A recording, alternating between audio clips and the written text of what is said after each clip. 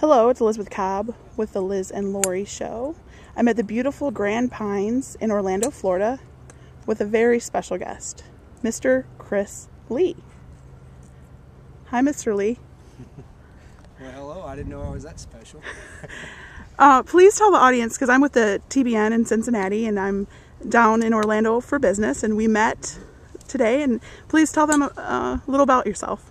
Okay. Well, I played golf probably now for 22, 23 years, and I give a lot of golf instruction. I just don't charge for it because it makes me feel like I have two jobs, which that's what it would be. So I sell real estate for, I guess I can say it, the fountains.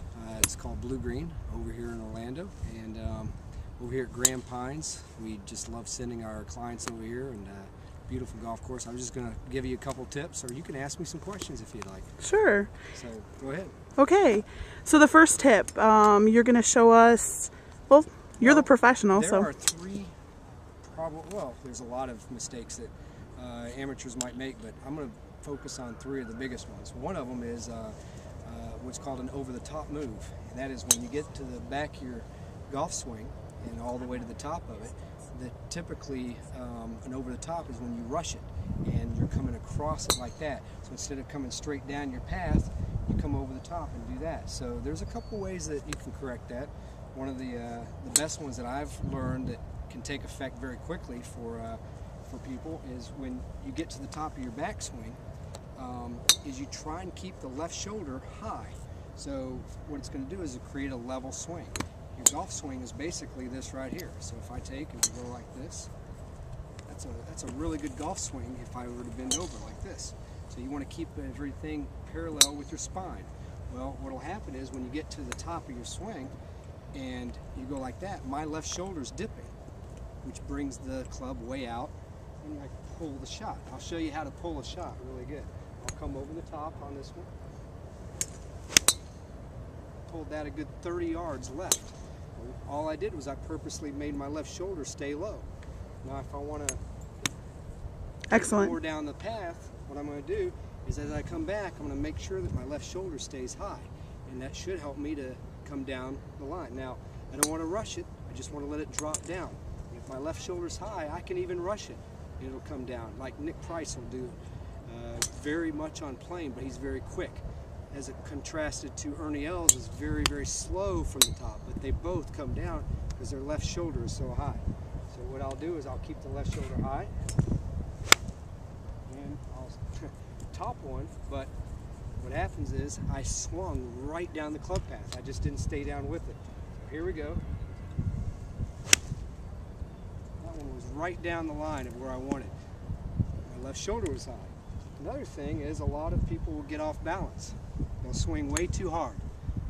Everybody has their own pace. Most amateurs needs to have a lot slower pace. The reason they swing hard is they're trying to hit it too far. Well, here's how you find your pace. You will sit there on the driving range someday and just keep your feet completely together like this and hit shots with your feet together. Now, if I can hit shots like that over and over, okay, with my feet together, I'm in perfect balance. But if I have my feet together and I try and overswing, I could hit it fat, or I could hit it thin, or I could do some shots that, just, won't work out for me. But you're going to tend to have to, or I'll fall off balance. You're going to tend to swing very easy just in order to hit the ball if your feet are together. So there's two tips for you. One, the level turn, keeping your left shoulder high. The other one, putting your feet together like this. Another challenge that people have is what's called a reverse pivot. They'll get into their shot and they'll come down, and as they come through, they'll fall backwards. What they're trying to do is get the ball up in the air, okay? And when you do that, here you can see it better from this side, is that's called a reverse pivot. You're supposed to get back to your left side to hit through the ball. But the mind takes over here and they think, well, I got to hit it up in the air, so they go like this. Well, here's a way to correct it. If you think you have a reverse pivot, take a ball out on the driving range. You can do this out on the golf course too, and put it under your right foot, okay? Now take a few swings like that, and if you at all try and reverse pivot, you're going to fall off that ball, okay? It's going to keep you from doing it. The mind is very powerful, and what it's going to do is keep you going through the ball. And you can even hit some shots like that.